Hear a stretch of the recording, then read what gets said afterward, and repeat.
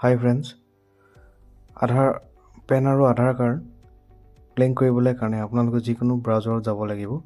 ব্ৰাউজাৰত যোৱাৰ পিছত আপোনালোকে চাৰ্চ কৰিব লাগিব পেন আধাৰ লিংক বুলি চাৰ্চ কৰিব।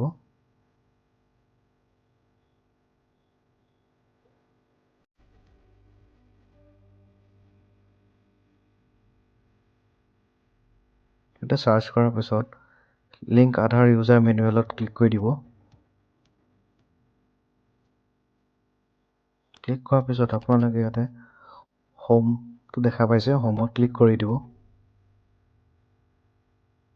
হোমত ক্লিক কৰাৰ পিছত আপোনালোকে তললৈ আনিব। তললৈ অনাৰ পিছত লিংক আধাৰ দেখা পাব, লিংক আধাৰত ক্লিক কৰি দিব।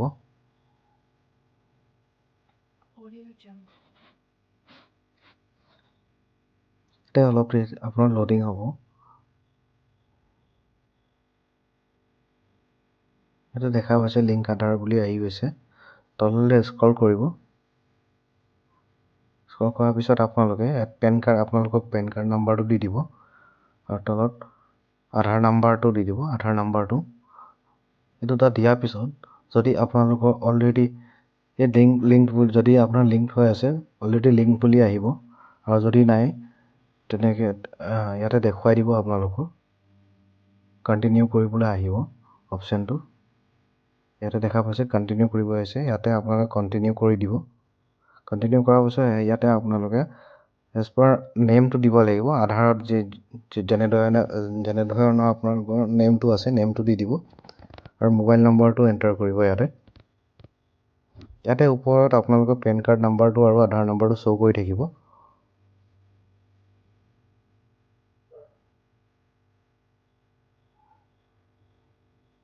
ইয়াতে আধাৰৰ মতে আপোনালোকে নামটো আৰু মোবাইল নম্বৰটো দিয়াৰ পিছত ইয়াতে বক্সটোত ক্লিক কৰি ল'ব লাগিব।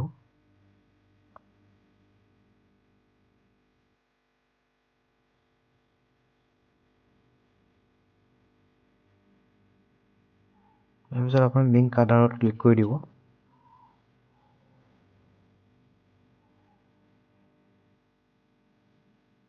তাৰপিছত আপোনাৰ যোনটো মোবাইল নম্বৰ দিছে তাতে আপোনালোকৰ OTP যাব। OTPটো আপোনালোকে ফিল কৰি দিব ইয়াতে।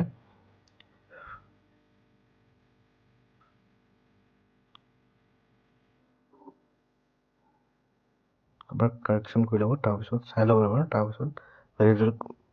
তাৰপিছত আপোনালোকে ইয়াতে দেখা পাইছে আপোনালোকৰ লিংক হৈ গৈছে।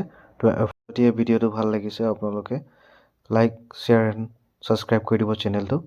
ভিডিঅ'টো চোৱাৰ বাবে ধন্যবাদ।